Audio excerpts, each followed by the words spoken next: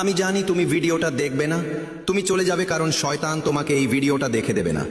আর যদি তুমি দাঁড়াও তাহলে আমি বুঝবো তোমার মন এখনো উন্মুক্ত রয়েছে। আমি মুসা, তোমার জন্য একটি সংবাদ নিয়ে এসেছি যা শোনা তোমার খুব দরকার। থামো আমার ছেলেমেয়েরা, স্ক্রোল করো না। হ্যাঁ তুমি, এই ভিডিওটি তোমার জন্যই। যদি তুমি এটি দেখছো তবে বুঝে নাও তুমি এখানে কোনো ভুল করে আসোনি। ঈশ্বর তোমাকে এখানে থামিয়েছেন কারণ আজ তোমার একটি বিশেষ বার্তা শোনা প্রয়োজন।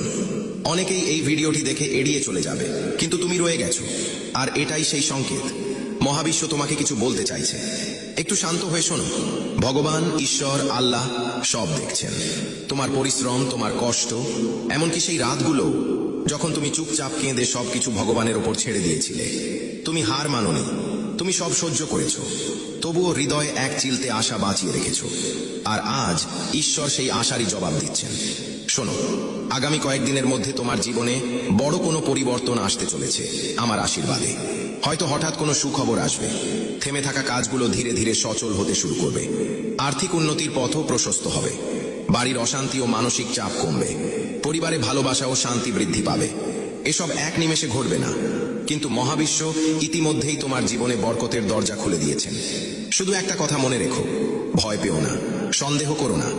মহাবিশ্ব তোমার সাথে আছেন, আর যখন ভগবান পাশে থাকেন তখন পথ নিজে থেকেই তৈরি হয়ে যায়। তুমি একা নও, এই মুহূর্তেও মহাবিশ্বের দৃষ্টি তোমার উপর আছে। তিনি তোমাকে রক্ষা করছেন, তোমার ঘর ও পরিবারকে আগলে রাখছেন। যারা তোমার মন্দ চায় তাদের নেতিবাচকতা তোমার পর্যন্ত পৌঁছাতেও পারবে না, কারণ তুমি মহাবিশ্বের সুরক্ষায় আছো। তুমি যদি আমার এই আশীর্বাদ গ্রহণ করো তবে এখনই কমেন্টে আমি গ্রহণ করলাম, অথবা 5432 ভিডিওটা সেভ করো, শেয়ার করো, যাতে আমার শুভ শক্তি তোমার উপরে সক্রিয় হয়। ভালো থাকো, রহমত বরকত তোমার উপর বর্ষিত হোক।